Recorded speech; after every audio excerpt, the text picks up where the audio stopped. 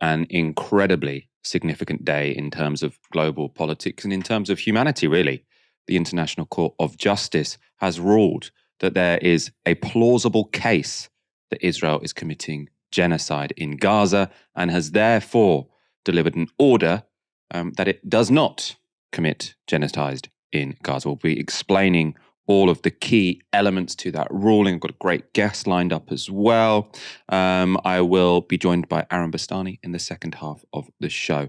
To give you a view ahead to what we'll be discussing later, we'll look at Israel's response to the ICJ decision, the Western leaders that have been utterly shamed by the ruling, and how the Labour Party, you've probably seen this clip on social media, reacted, I think, in the most appalling way to someone who has had family die in Gaza and who was protesting against their positioning. Stay tuned for all of that. The International Court of Justice has delivered its interim ruling on the genocide case brought against Israel by South Africa. The 15 international judges plus 2 ad hoc judges from Israel and South Africa have now found that Israel has been committing acts that could amount to genocide in Gaza. And it ordered Israel to adopt a series of provisional measures to protect Palestinians in the Strip from further harm. It's a very big deal, and this was South African Foreign Minister Naledi Pandor after the court handed down its judgment. This case was very much about international bodies ensuring that they exercise their responsibility to protect us all as global citizens. All member states of the United Nations have attached their signatures to a range of instruments. But when lives are threatened, these instruments are not brought to bear. And South Africa had the view that we could not stand idly by and continue to observe the killing of thousands of Palestinian citizens who had no role in the awful act of hostage-taking and killing that was done by Hamas.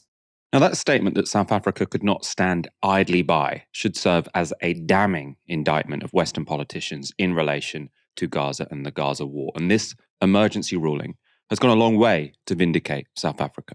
Now, let's go through some of the ruling in more detail. The judgment, of course, is only the first part of a much longer process to determine whether Israel is in fact committing genocide in Gaza. At this stage, the court only had to decide whether Israel's actions are potentially genocidal. And the first significant dispute the judges had to rule on was whether the dispute between South Africa and Israel even concerned the Genocide Convention. The Israeli judges had argued that they were simply acting in self-defense and thus the case should be thrown out altogether. Now, this was the court's verdict on that particular dispute, read out by ICJ President Joan Donoghue.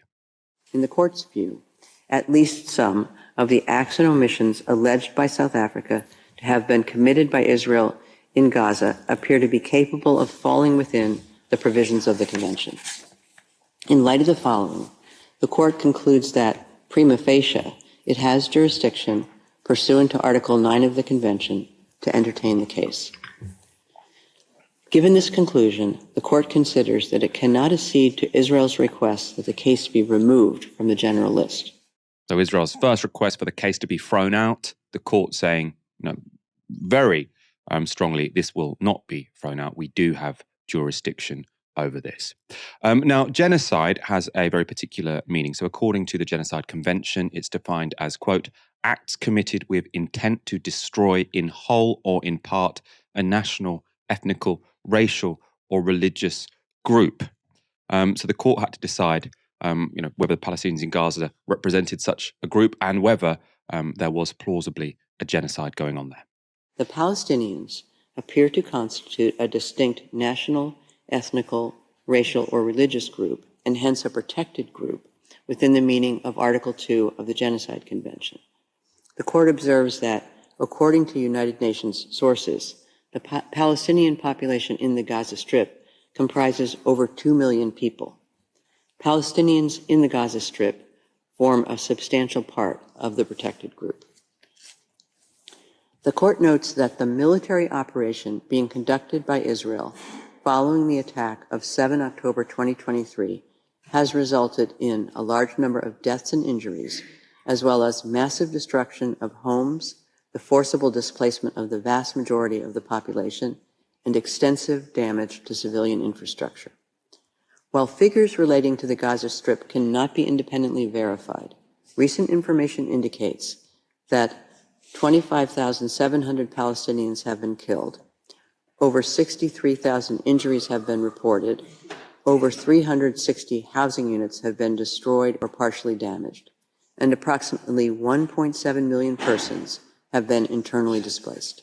Now, in the ruling, the court based its decision on lots of independent evidence provided by international agencies, including many statements made by UN officials. In this passage, the judge is quoting the Commissioner General of the UN Agency for Palestinian Refugees. Overcrowded and unsanitary UNRWA shelters have become home to more than 1.4 million people. They lack everything, from food to hygiene to privacy. People live in inhumane conditions where diseases are spreading, including among children. They live through the unlivable with the clock ticking fast towards famine. The plight of children in Gaza is especially heartbreaking. An entire generation of children is traumatized and will take years to heal. Thousands have been killed, maimed, and orphaned. Hundreds of thousands are deprived of education. Their future is in jeopardy with far-reaching and long-lasting consequences. And we've become used to Israeli officials trashing anything said by UN agencies. So in making use of UN evidence so extensively, the court is showing they don't agree. You know, when Israel is there sort of trashing these UN agencies, saying they're all Hamas, no, the court is taking those statements incredibly seriously, so much that they're quoting them in these rulings. Now, passages like that read out by top judges, I think, gives moral force to the Palestinian cause in Gaza. Of course, though, this case was not just about highlighting key testimony, right? It wasn't just an argument in the airwaves. The judges were there to assess a request for a provisional order, and provisional orders are only required when a people are at immediate and ongoing risk of genocide. On that note, the judge said this. The court considers that the civilian population in the Gaza Strip remains extremely vulnerable. It recalls that the military operation conducted by Israel after 7 October 2023 has resulted inter alia in tens of thousands of deaths and injuries and the destruction of homes, schools, medical facilities, and other vital infrastructure, as well as displacement on a massive scale. The court notes that the operation is ongoing and that the Prime Minister of Israel announced on 18 January 2024 that the war, I quote, will take many more long months, end of quote. At present, many Palestinians in the Gaza Strip have no access to the most basic foodstuffs, potable water, electricity, essential medicines, or heating. The World Health Organization has estimated that 15% of the women giving birth in Gaza Strip are likely to experience complications and indicates that maternal and newborn death rates are expected to increase due to the lack of access to medical care. In these circumstances, the court considers that the catastrophic humanitarian situation in the Gaza Strip is at serious risk of deteriorating further before the court renders its final judgment. So now we've heard the court assessing they have jurisdiction over the case and that there is an urgent need for intervention, right? Because there is a plausible case that genocide is going on and that there is a risk that it could continue. What intervention they would make is a different question, though. And South Africa had asked the court to force Israel to call an immediate ceasefire. But despite saying there was a risk of genocide in Gaza, the court didn't make that order. Instead, it imposed these conditions on Israel. Israel must, in accordance with its obligations under the Genocide Convention, in relation to Palestinians in Gaza, take all measures within its power to prevent the commission of all acts within the scope of Article 2 of the Convention, in particular, A, killing members of the group, B, causing serious bodily or mental harm to members of the group, C, deliberately inflicting on the group conditions of life calculated to bring about its physical destruction in whole or in part, and D, imposing measures intended to prevent births within the group. The court recalls that these acts fall within the scope of Article 2 of the Convention when they are committed with the intent to destroy in whole or in part the group as such. The court further considers that Israel must ensure with immediate effect that its military forces do not commit any of the aforementioned acts. The court is also of the view that Israel must take measures within its power to prevent and punish the direct and public incitement to commit genocide in relation to the members of the Palestinian group in the Gaza Strip. That last point about preventing and punishing incitement to genocide was especially damning, given the judge had previously read out quotes from Israel's President Herzog and Defense Minister Gallant as examples of potentially genocidal language. Right? So if they're saying this should be punished and you're citing the president as having made potentially genocidal statements, this seems incredibly damning to me. The court also ruled that Israel must allow more humanitarian aid into Gaza and that Israel must report back to the ICJ in a month to show evidence they are complying with the provisional order. I think that report back process is very significant here. So where does this leave the situation in Gaza? Well, the failure to call for a ceasefire has disappointed many, but on the whole, this was undoubtedly a significant win for South Africa. And speaking in The Hague, the South African foreign minister suggested that while a ceasefire wasn't explicitly mentioned in the court's judgment, its necessity was implied. In any way, shape, or form. How do you transport humanitarian aid without a ceasefire? Exactly. How would you provide water, access to energy? How do you ensure that those who are injured have health care and so on? Without a ceasefire, none of these things can be done. So if you read the order by implication, a ceasefire must happen. Yes. The order cannot be implemented in any way, shape, or form without a ceasefire. It's as simple as that. The court's ruling is final and there is no right of appeal, but it doesn't have the power to enforce its order. If Israel doesn't obey, it will be down to the international community to seek enforcement through the United Nations, where many of the Western powers protecting Israel have a veto. The United States, the UK, France, namely the United States tends to be the nation that uses its veto. The UK often abstains. Very cowardly move, I think. Earlier today, I spoke to Omar Shakir, Israel and Palestine director at Human Rights Watch. It's absolutely a watershed ruling that I think has the potential to provide protection for Palestinians in Gaza who are facing starvation and unprecedented daily killings at a level we haven't seen in the modern history of Israel-Palestine. The court not only threw out Israel's attempt to throw out the case, so it allowed the case to proceed, saying that this was a sufficient dispute as per the terms of the court's jurisdiction, but it also found that the claims that South Africa put forward regarding Israel committing genocide against Palestinians were plausible. So it provided a basis for the court to move forward, and it put in place legally binding provisional measures, including measures that order Israel to not commit genocidal acts in violation of the Geneva Convention, to allow in humanitarian aid, to restore basic services, and to take other steps in order to protect Palestinians in Gaza from further atrocities. These are really significant rulings, and now it's up to states, including Israel's allies, to ensure that they are enforced. So on sort of the nature of the orders that have been imposed on Israel, on the surface, on the face of it, it can seem somewhat confusing because they've been told don't do any harm to the group at risk of genocide, which is Palestinians in Gaza. But at the same time, they haven't sort of agreed to South Africa's request to demand a ceasefire. And those two things can seem a bit inconsistent. How can it be that you say don't do any harm to the Palestinians, but also you can continue the war? Those two things seem somewhat inconsistent to me.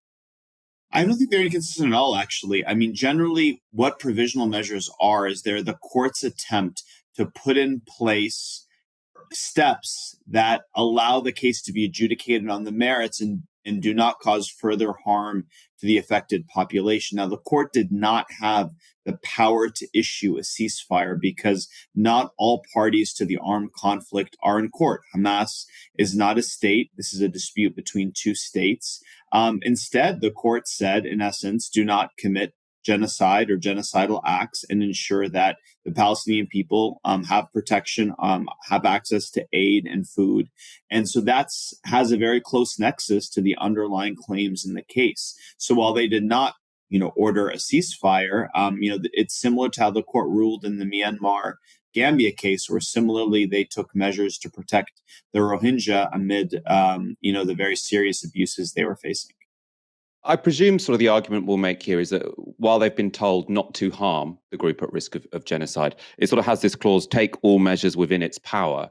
And I suppose Israel will probably say, well, it's not within our power to not harm the civilians of Gaza. I'm using their talking points, of course, because Hamas use the civilians of Gaza as human shields. And therefore, and we've been complying with this all along, it's just not within our power to not kill Palestinians in Gaza.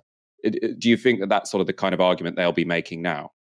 I don't think so, because there was a second order, because there was the language you read, but there was another order saying not to commit genocidal acts. And even if Hamas is using human shields, an allegation that has not been really substantiated by the Israeli government, that does not erase Israel's duty to avoid unlawfully disproportionate or indiscriminate attacks. Even if Hamas is embedded in civilian areas, that's not a carte blanche, a green light for the Israeli government to fire at will. They must comply with the requirements of international humanitarian law. And more critically, I think we're focusing now on the airstrikes portion of this. But remember that the Israeli government is willfully obstructing aid from reaching all parts of Gaza. They have sealed their crossings. They've cut electricity and water.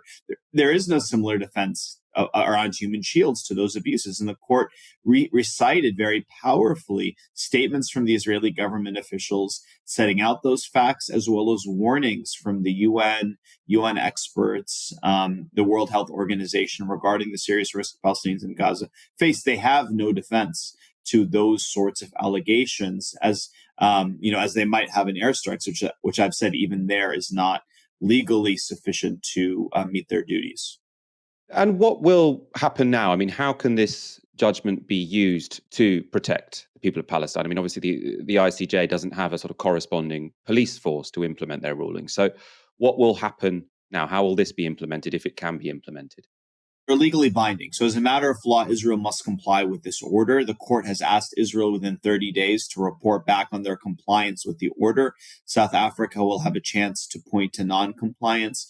With that order, the order is sent to the Security Council. Certainly, the Security Council could take further enforcement action, but given the politics there, that may not be likely imminently. So it's really up to states to use all forms of their leverage, including embargoes, sanctions, trade relations, arms dealing, trade, in order to ensure compliance with this ruling. And to that extent, it's been great already to see today statements by Germany, by the EU, bodies that certainly have been very friendly to Israel, saying that they expect compliance with that ruling. And if should Israel not comply in the days ahead, we would expect states to take enforcement action into their own hands and use their forms of leverage to compel enforcement. What I'm just somewhat unclear about is how will it be proven that they are not sort of complying with this? Obviously, reporting back in 30 days, either you do that or you don't do that. But I can imagine that Israel, as they've been doing for the past 100 or so days, they always find some kind of reason why, on the face of it, this might look like it's genocidal, but there is some reason, there is some talking point that we can feed to Joe Biden, that we could feed to the German government, where they can sort of say, oh, no, we're still okay to give them aid and to give them weapons, etc. What stops that from happening?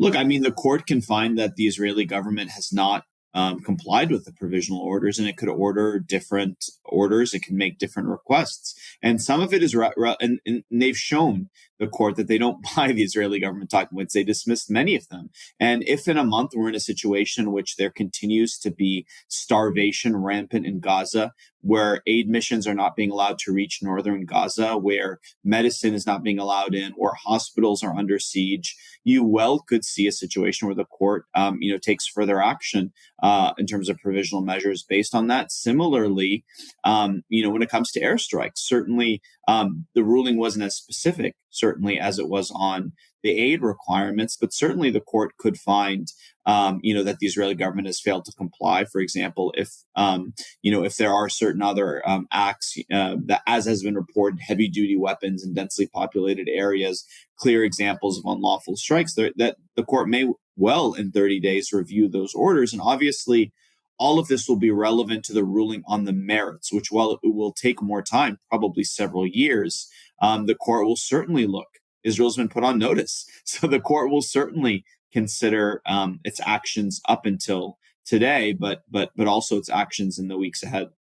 That's important to understand, actually, because I sort of had in my mind that there were sort of these two timescales. One was this provisional ruling, and then was the ruling on merits, which is, years down the line. But you're sort of saying there will be this sort of continuous process whereby Israel isn't marking its own homework, because this will keep going back to the judges at the International Court.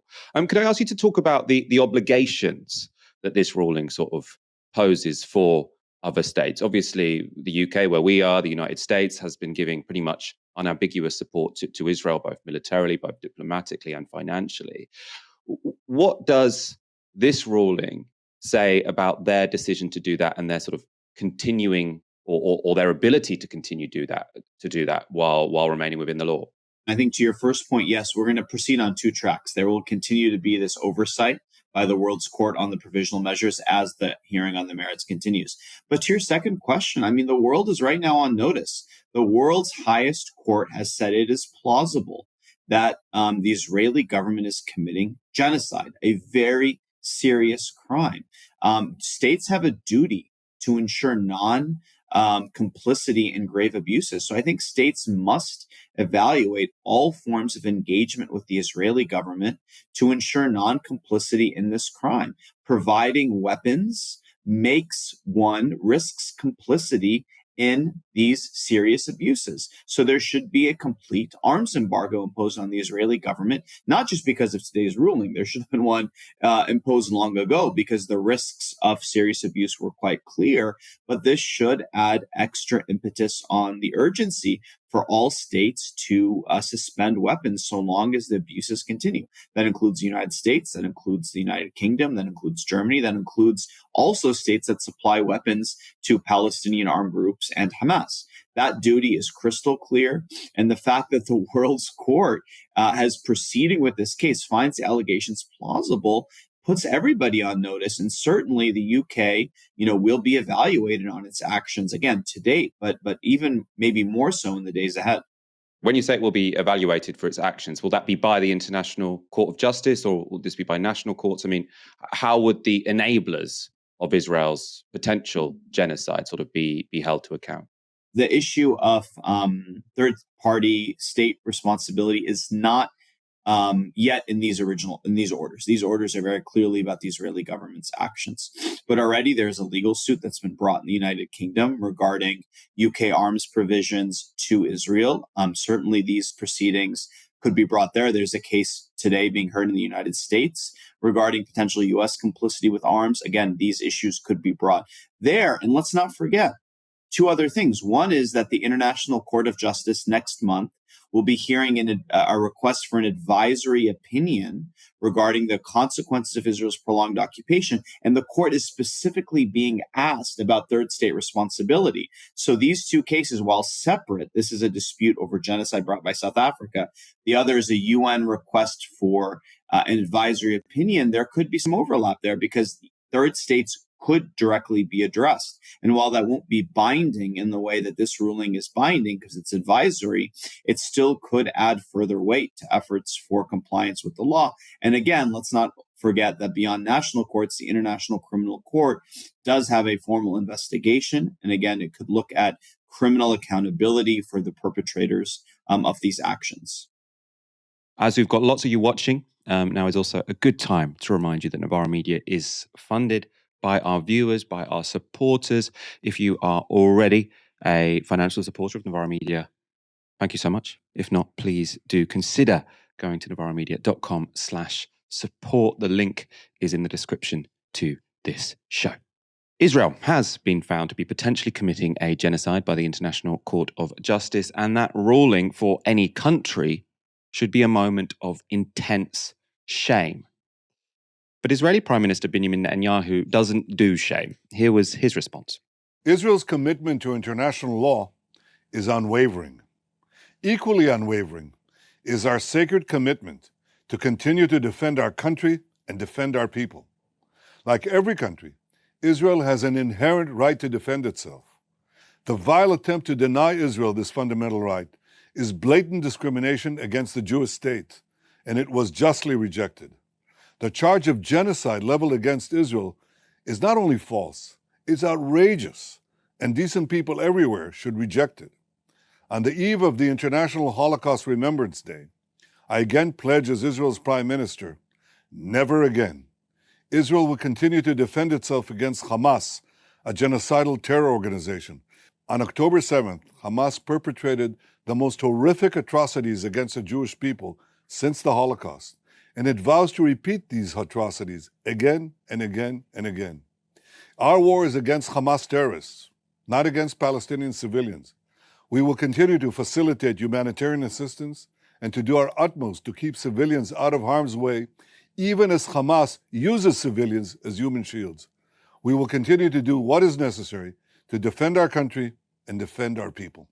The idea that Benjamin Netanyahu has any kind of commitment to international law is just a joke. And it's not actually just, Benjamin Netanyahu, right? Whoever's been in power in Israel, they have been, since 1967, pursuing, overseeing, actively implementing the longest running occupation, the longest running illegal occupation in the world right now. Right? The UN says Israel should go back to its 1967 borders. That's a UN resolution, which Israel has consistently ignored. The UN also has a resolution saying that the settlements are illegal.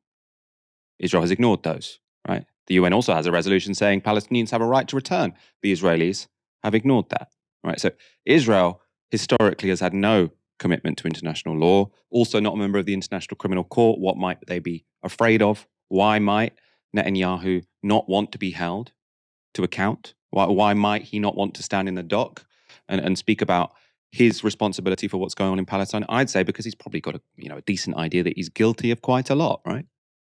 Netanyahu's response to the ruling was, of course, the most significant that we heard today as he runs the Israeli government. But the most grotesque response came from his cabinet colleague, National Security Minister Itamar Ben-Gvir. And he said, the decision of the anti-Semitic court in The Hague proves what was already known.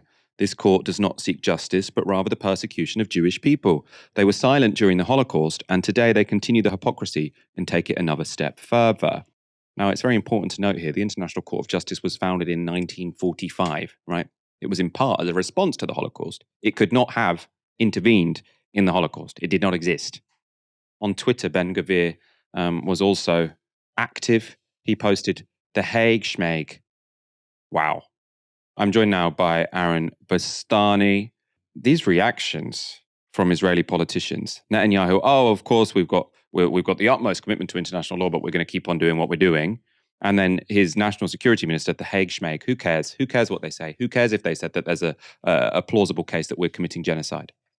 Michael, for people watching or listening to this, just imagine if Dmitry Medvedev or Vladimir Putin did that tweet in the immediate aftermath of the ICJ making a certain ruling against them.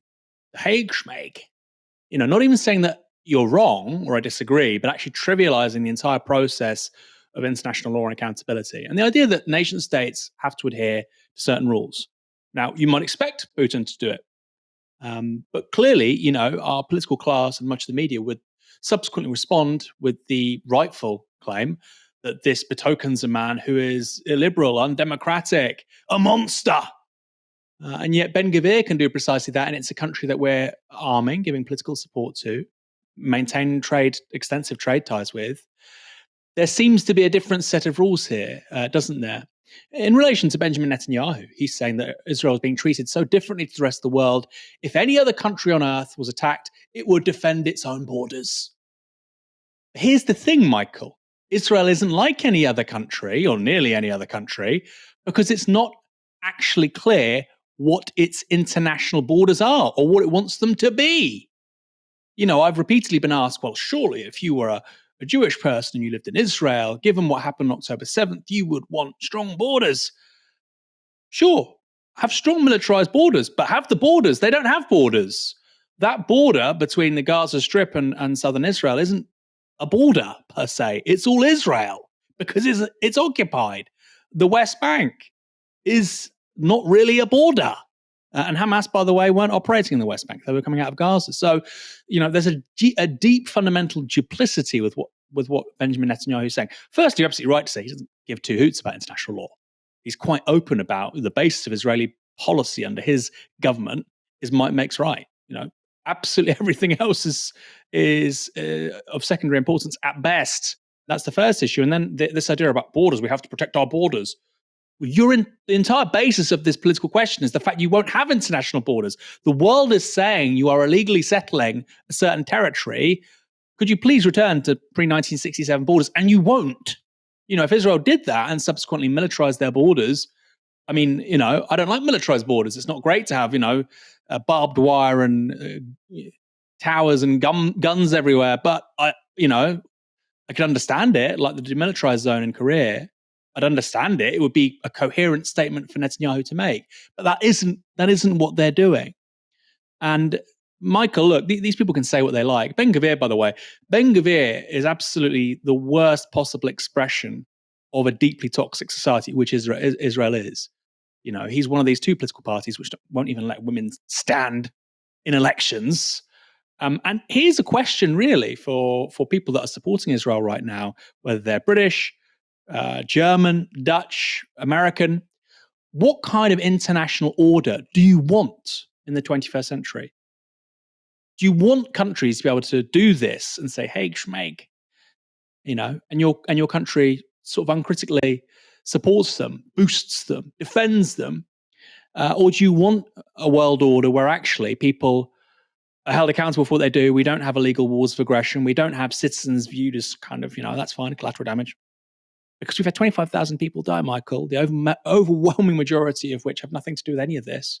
Thousands of children, women giving birth to kids, having C-sections without anesthetic. They've got nothing to do with what happened on October 7th. This is collective punishment. This is a war crime, besides the charges of genocide, in my opinion. That, for me, is the big question, Michael. What kind of world order do our politicians want? Because that frightens me, the potential answer to that question, because I don't quite know anymore. The International Court of Justice has delivered a judgment that vindicates South Africa in their case accusing Israel of genocide. The world's top court has concluded in a preliminary verdict that there's a plausible case Israel are committing genocide, that Palestinians in Gaza are at immediate risk of genocide, and that Israel should immediately act to protect Palestinian lives. Now, it's a powerful verdict, and it's one that puts both Israel and its Western backers to shame. For example, when South Africa first brought the case against Israel, this was the view of the US Secretary of State, Antony Blinken.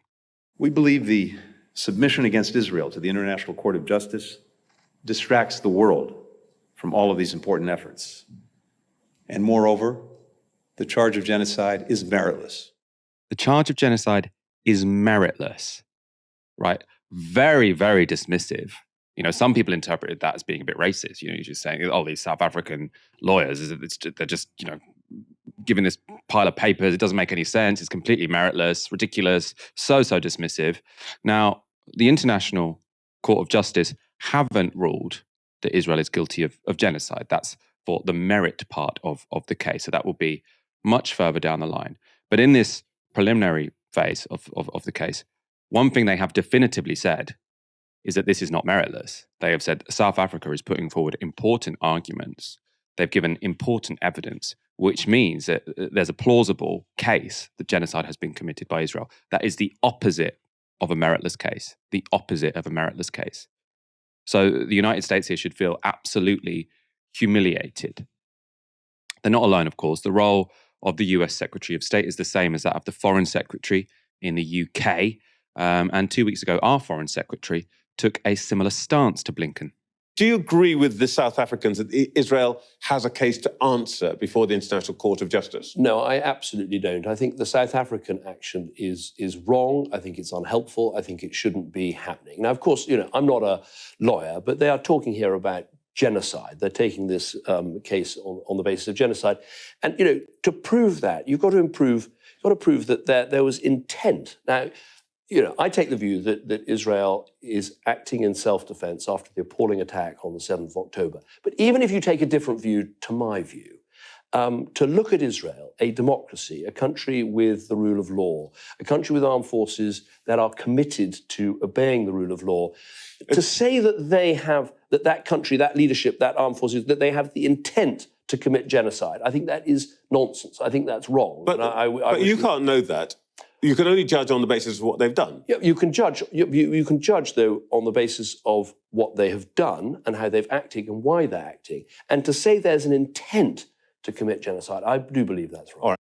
Now, that was, I think, even more offensive than Blinken's argument, right? Blinken called it meritless. David Cameron called it nonsense. He's saying what the South Africans are putting forward here is nonsense. And his argument as to why it's nonsense is just so legally illiterate, right? He's saying, oh, they couldn't possibly be committing genocide because they're a democracy like us, right? That's completely irrelevant, right? You'll notice that nowhere in the ruling from the International Court of Justice do they say, well, we have taken into account that they're a democracy and so therefore they might not be committing genocide. It's a complete non sequitur, right? It doesn't make any sense whatsoever to say that. I mean, he's basically just using different words to say they're an ally of ours. So of course they can't be committing genocide, or of course I'm not going to admit they might be committing genocide.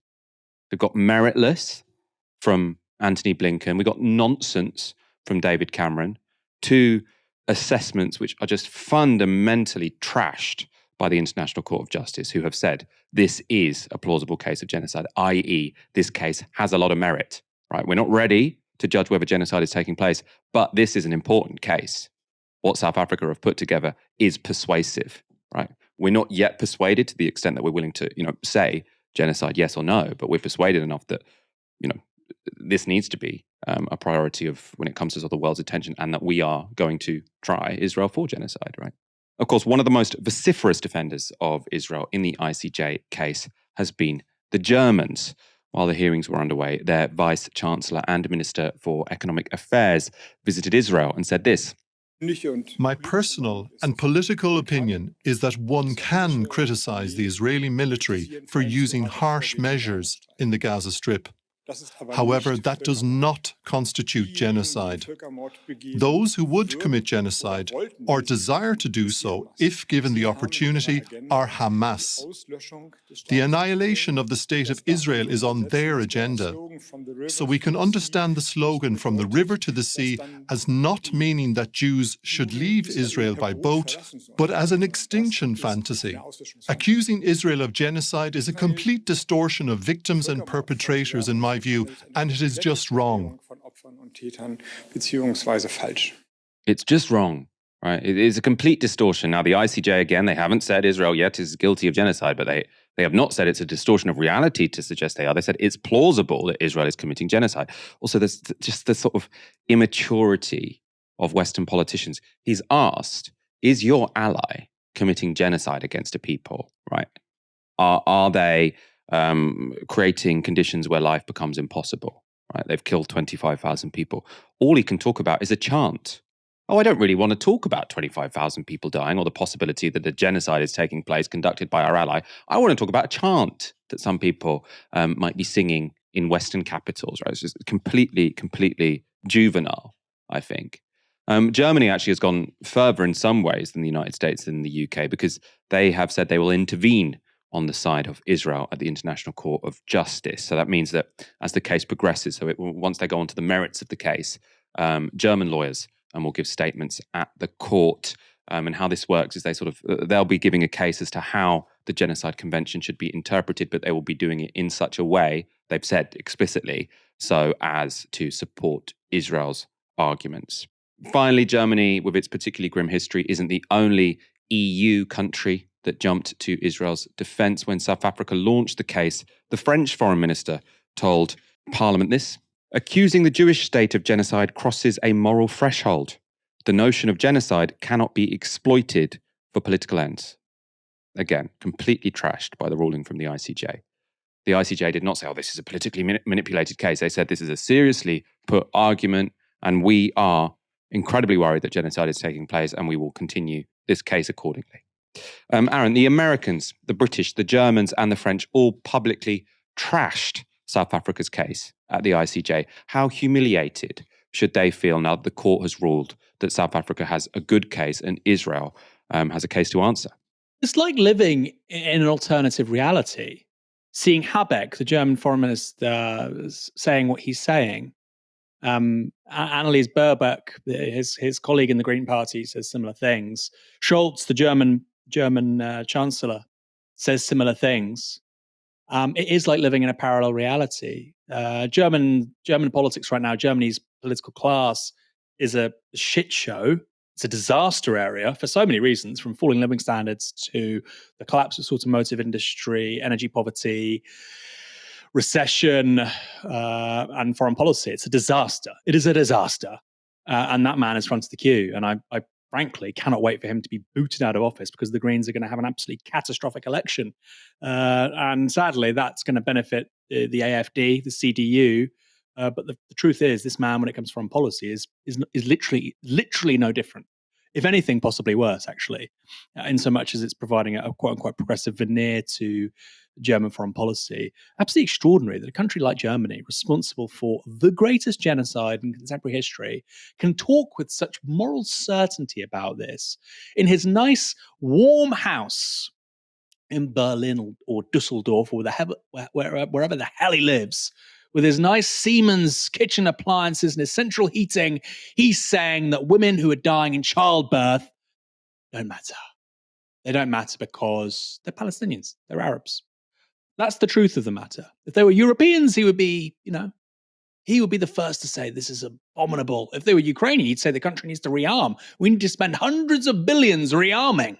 We need to redirect our entire national economy to address this atrocity. The Palestinians, so, less important.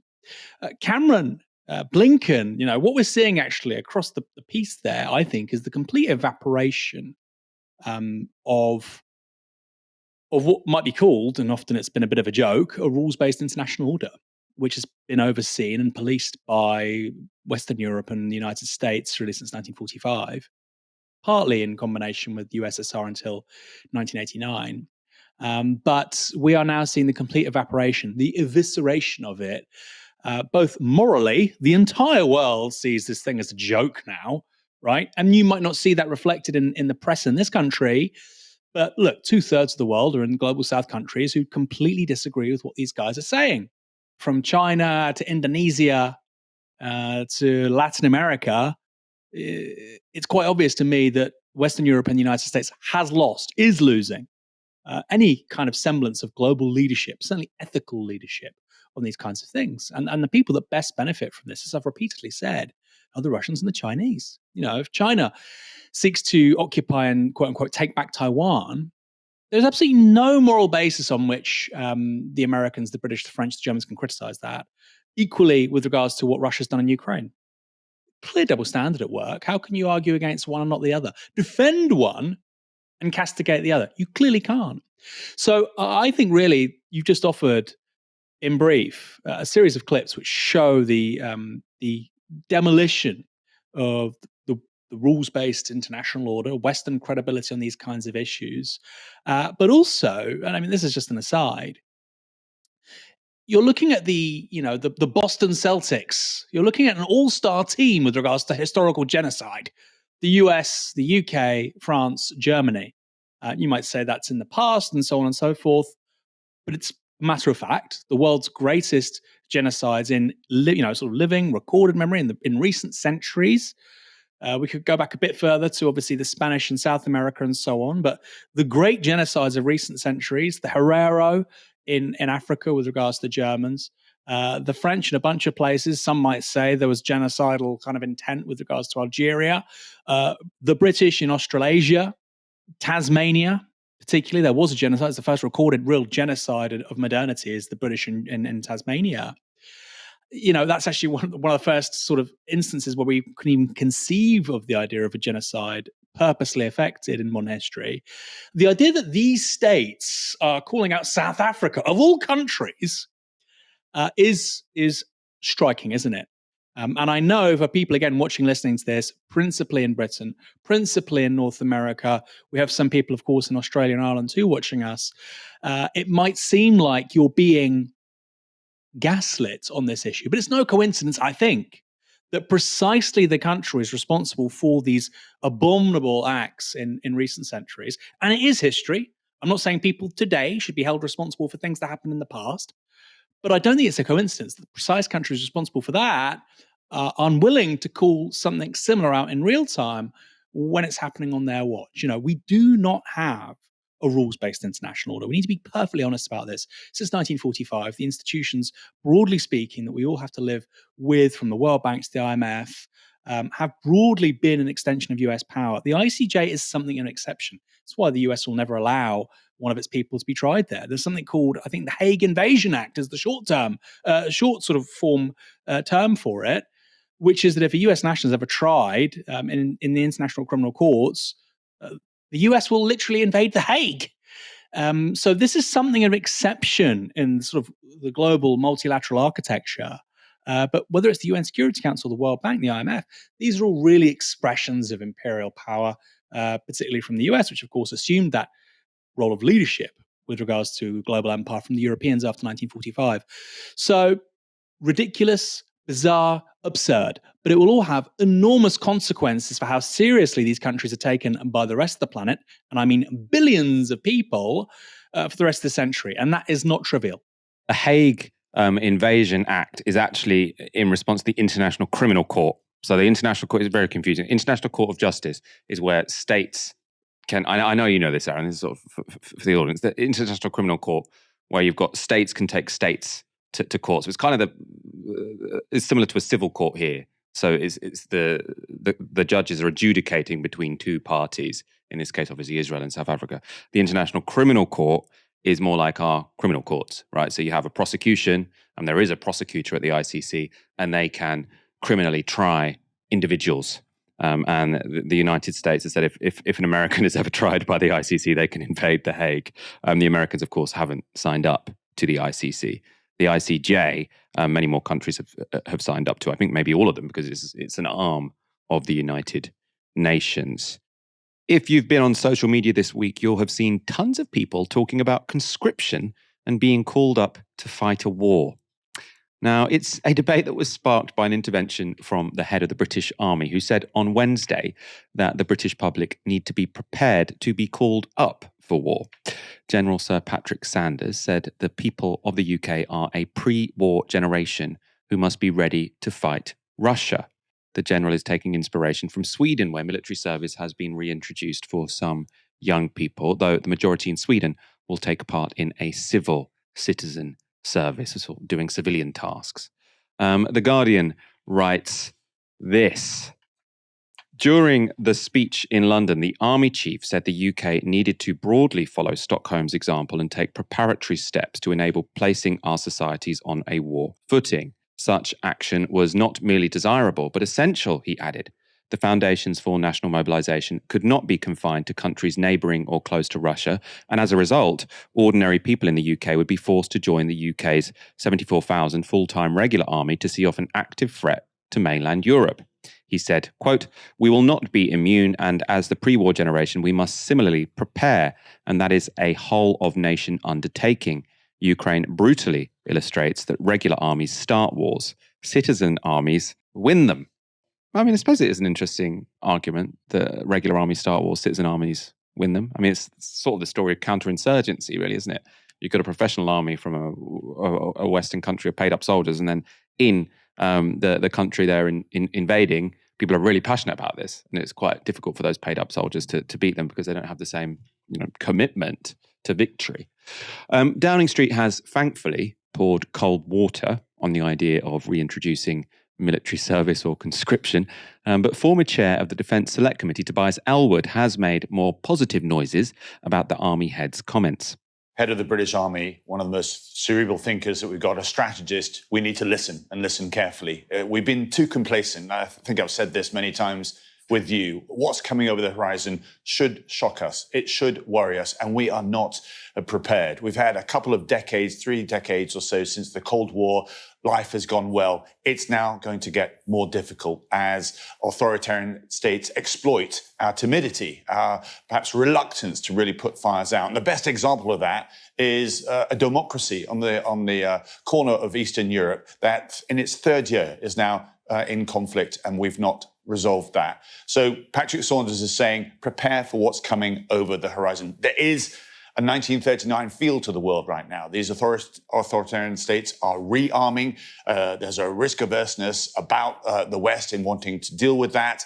And institutions, global institutions such as the United Nations, aren't able to hold these errant nations to account. In fact, the UN, I'd go further, is reaching its League of Nations moment unless it's reformed. So that's where the world is heading. We need to wake up to that. There's a mindset now of this era of insecurity that we're heading towards, but we're still on a peacetime defense budget of just 2%. That does need to change. And the Red Sea is a great example that if you don't step forward, if you're not robust in dealing with those that are testing the envelope, it will be our weakness will be exploited, and it will affect our economy.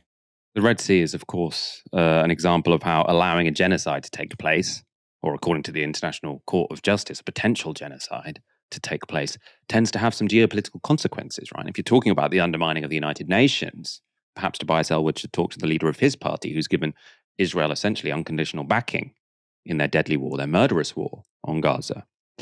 Now, I think it's safe to say this proposal for conscription or national service won't be in any manifestos at the next general election, but at least one young person is keen. Ryan Mark Parsons is a former star on The Apprentice, and in this Good Morning Britain clip, he is debating former Marine Craig Ainsworth. A lot of people in my generation would definitely be up for it. I think it's a great idea. I think national service should come back. And I think it should be reminiscent to peacetime national service in 1949, where we were conscripting 17 to 21-year-olds, and they were serving 18 months in the armed services. Even look at Sweden.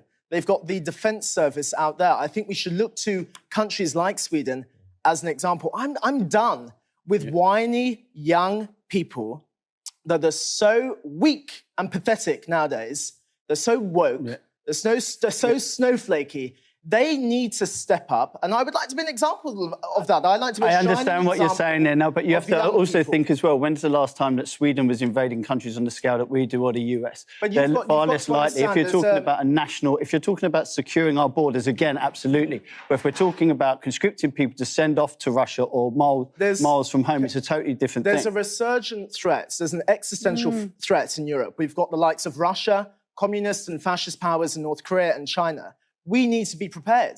And it's like General Sanders said. Have you ever done anything in the past? Have you ever done any sort of CCF? We're not talking about a summer camp. We're talking about real war here. It's a totally different thing. It's not a summer camp to build confidence or whatever. If people are looking for the opportunity to join and fight for the country, they're desperate for people right now. We can go after the show straight down to the careers office. Would you apply now to the army as it is? I wouldn't apply now if I had a choice. But then, why not? Why not? But when we're talking about conscription, which national is different, service, national service, which is different to a prerogative. But if I were given a choice, I'm doing what I'm doing now. But if I had to, then absolutely I would. And as General Sanders said, I just said at the end, regular armies start wars, citizen armies win wars. If I had a choice, I'd do what I'm doing now, which is looking like a right wanker on morning TV.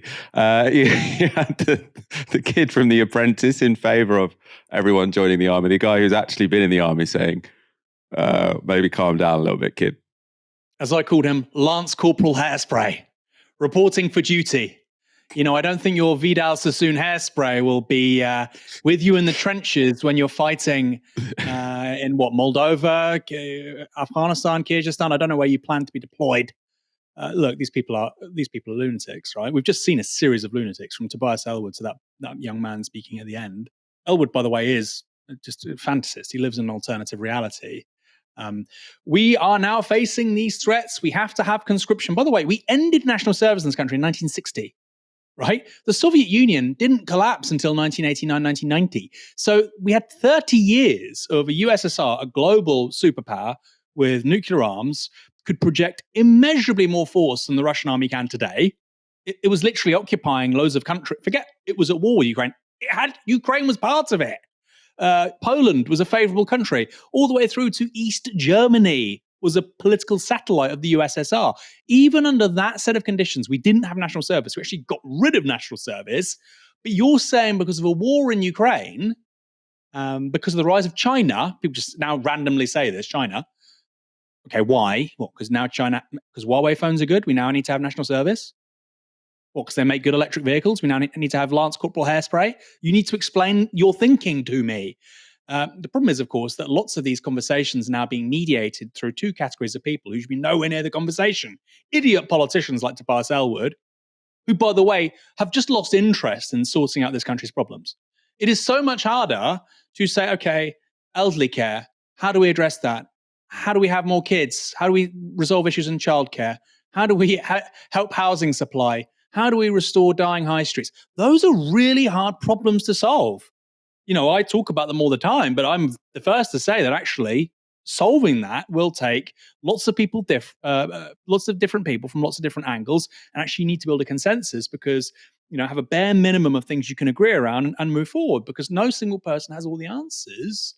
They've given up on that stuff because, look, it's just so much easier. It's so much sexier to say we need to have 3-4% of GDP on military spending. By the way, procurement on defense spending in this country is a disaster. We already spend tens of billions of pounds on military procurement. We have ships in the Arabian Sea. I can't remember. I think it was the Arabian Gulf, sorry. So the southern part of Saudi Arabia, that neighborhood anyway. You know, we have ships reversing when they should be going forward. We have F-35s, which don't seem to work. We have a major aircraft carrier, which costs billions of pounds. It barely leaves Portsmouth. People say, well, it'll work in 5 years. Maybe it will. But right now, it's quite clear that there isn't value for money with regards to military procurement. The idea that, oh, well, if we just go from 2% to 3% or 4%, nobody's benefiting from that. Clearly, you need to get to the heart of what's going wrong with procurement first. But it's so much easier. So we're on a war footing. We need to. And by the way, war, geopolitics is serious business. I'm not denying that. Foreign policy is serious business. Defense and security policy, serious business. But this isn't how you do it. And it's not being done seriously. And these aren't serious people. So I think it is really important to look at, you know, Lance Corporal hairspray versus a guy who was a former Marine. And actually somebody talking with experience saying, well, look, if you really want to sign up, you know, Lance Corporal hairspray, especially if you've got a university degree. I don't think this guy has, but if you do, go to Sandhurst, you can train, be a captain, earn decent money. You know, and then after 3 years, 5 years, or whatever, you can leave and go back to Civvy Street. But Lance Corporal hairspray appears to want to be conscripted so he can fight China. I don't think he actually believes this, by the way. I think it just means it gets him on GMB and lets him promote his little brand. And of course, then you might say, well, why are we talking about him? We're talking about him because sadly, that's how these really important conversations appear to happen in the UK right now.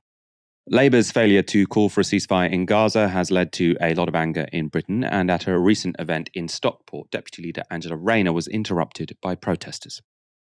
Thanks, Johnny. And look, Thameside's going to save the world. That's why us three are up here. But the change in this country is come when you take a place and asking and demanding for ceasefire. I lost my family in Gaza. Just a second, I want to show you my mom. I lost my family in Gaza. If the ceasefire taking place, I just say, you tell yourself to family. What kind of family is that? I lose 5 members. I need my mom. That's the only thing I need. Let me finish. I need my mom.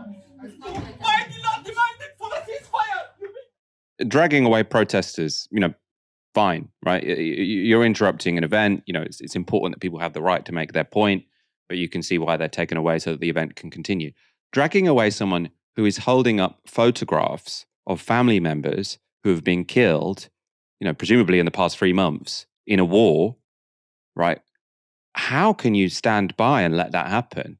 A politician is supposed to be someone who's politically aware, you know, who is aware of what's going on around them, of sort of the significance of events such as that. You know, if you were remotely competent and or empathetic, you would say, okay, no, do not drag this guy away. You know, I would have preferred you to have come up to me after the event, but this is someone who has lost family in Gaza. I'm sure we'll disagree on some things, but clearly you do have a right to talk. But They just stand there while there is a security guard dragging out someone who is showing a room full of people pictures of his dead family, right? It's just mind-blowing, right? What has happened to these people? Extraordinary. And like you say, Angela Rayner could have responded by saying, look, I don't think this is the right way to go about things, but I totally understand your pain. And the reality is that a Labour government will do more to avert this kind of suffering than the Conservatives will. You might not like what we're saying in opposition, but we have to look like a credible government, but we will stand for international law and we'll stand for, peace in that part of the world as quickly as possible. You could finesse it. You could, even if it's bullshit, that's what you would, like you say, if you're a politician, that's what you're meant to do. And there's some truth to it, obviously. Labour's position is marginally better than the Conservative Party on this stuff, although there's a range of opinion in the Conservative Party too, of course. So, Cameron is a lot better than somebody like Suella Braverman, what they're saying. Suella Braverman has absolutely, entirely uncritical support for Israel. Uncritical. Israel could oversee 2 million people going to Egypt. She would say no problem, I think. Cameron is somewhat different. So there's a spectrum of opinion here, and I think Labour could point to that. But I saw one tweet today, Michael, which said that Labour has already had their Iraq war moment. The Starmer's Labour has already had their Iraq war moment and they failed the test. I don't think it's quite that bad, but I also don't think they recognise the scale of the problem. You talk to any Labour candidate, councillor, even MP, if they're being honest, of course, it's harder to access MPs. Talk to any of them. You say, when you canvass, how big is this an issue on the doorstep with your voters? And they'll tell you it's pretty damn bad. Pretty damn bad. Does that mean lots of MPs will lose their seats because of it? Well, not really, because there's not an alternative. Many councillors will. And many prospective candidates won't win because of it. And many people will have smaller majorities than they otherwise should do. And that, Michael, does get through. When you have right-wing Labour councillors saying, I will lose my seat in May because of this. Luke Akehurst, I know you're a paid lobbyist for the interests of Israel, but please, I don't want to no longer be a councillor anymore. That stuff does cut through. So on the one hand, they're going to have to do better than this, Labour, right? And on the other hand, if they don't, it's a real problem for them, because that response you saw there from Rayner is why some of the people sitting there will be local Labour councillors. They will be losing their positions because of this response and the absence of a better one. You want to run the country, you've got to be honest and clear about how you will do things better. And I wrote a tweet about this, and I sincerely believe this, Michael. I sincerely believe Prime Minister Keir Starmer, and I prefer Labour to the Tories. I will vote for Labour over the Tories every day of the week. Although, of course, how you vote should depend on who your candidates are, where you are, etc. But Labour versus Tories, I will vote for Labour every day of the week. But I think it's pretty clear, to me at least, that Keir Starmer is far more likely to take us into a mad war than Rishi Sunak. Precisely because he feels he has something to prove, and because it would mean some headlines about owning the left, the end of Corbynism, as if that's more important than averting casualties with regards to overseas conflicts. We lost almost 500 people in Afghanistan. Put aside what happened to the poor Afghan people. Britain lost 500 people in Afghanistan. We spent tens of billions of pounds for Tony Blair's mad war in Afghanistan. What do we get? Okay, well, actually, the major legacy was an increase globally of opium production. That's what we paid for. That's what almost 500 people died for. I'm not going to sugarcoat it, because as journalists, that's not our job. Our job is to be honest, to relay factual information. And I worry, Michael, that frankly, Keir Starmer's Labour would do the exact same thing. The last two mad conflicts this country was in, Iraq and Afghanistan, was under a Labour government. I don't think it's implausible it happens again. I think it's unlikely, partly because we simply can no longer afford those kinds of escapades. But I don't think it's implausible. And actually, if we were to see a repeat of something like Libya, not quite as bad, but generating horrific global consequences, in many ways as bad as Iraq, what happened in Libya, I think actually, again, that's more likely under Keir Starmer than under Rishi Sunak. And I don't say that lightly. That's a really important consideration. I've seen some people sort of in the comments saying, what was the woman shouting in that clip? Now, she was shouting you call yourself a feminist, Angela Rayner, and then sort of talking about the dire situation that women are in Gaza. That clip does, for clarity, go on for a sort of another minute or so. There were sort of 3 people that intervened. We just showed you that much of it because I thought it was that, the booting out of the guy with those pictures of his family that was most sort of powerful and actually most outrageous when it comes to the response from the security and the lack of response from the Labour politicians on stage. And standing next to Angela Rayner on stage was Jonathan Reynolds. Now, he's Shadow Business Secretary and a Vice Chair of Labour Friends of Israel. And these are some other members of that group with Israeli President Isaac Herzog. Now, the picture was taken just 2 weeks ago when Margaret Hodge, Ruth Smeeth, Christian Wakeford, and some other Labour MPs visited Israel to express their support for the war. Well, their pal, Isaac, came up in the International Court of Justice today as an example of an Israeli leader potentially encouraging genocide. On 12 October 2023, Mr. Isaac Herzog, President of Israel, stated, referring to Gaza, I quote, "We are working, operating militarily according to rules of international law, unequivocally. It is an entire nation out there that is responsible. It is not true, this rhetoric about civilians not aware, not involved. It is absolutely not true. They could have risen up. They could have fought against that evil regime which took over Gaza in a coup d'etat. But we are at war. We are at war. We are at war. We are defending our homes. We are protecting our homes. That's the truth. And when a nation protects its home, it fights. And we will fight until we break their backbone." End of quote. That was a quote from Isaac Herzog being read out in the International Court of Justice, so the highest court in the world, really, as an example of someone using potentially genocidal rhetoric. Now people have that reference. I want you to sort of look again at the grins on the faces of these Labour MPs who decided that they would take this sort of happy photo with the President of Israel, Isaac Herzog. So you can see Ruth Smeeth, you can see Margaret Hodge, Christian Wakeford, all really, really delighted to be there. Oh, what a nice jolly we're having in Israel. We're just here to express our support for Israel, yada, yada, yada. Just days before, the man they're having that sort of smiley photo with had used what the International Court of Justice now recognizes as potentially genocidal rhetoric about the Palestinian people. Like Labour MPs, oh, we're here to support Israel, la, da, da, da, da, da, how nice this trip.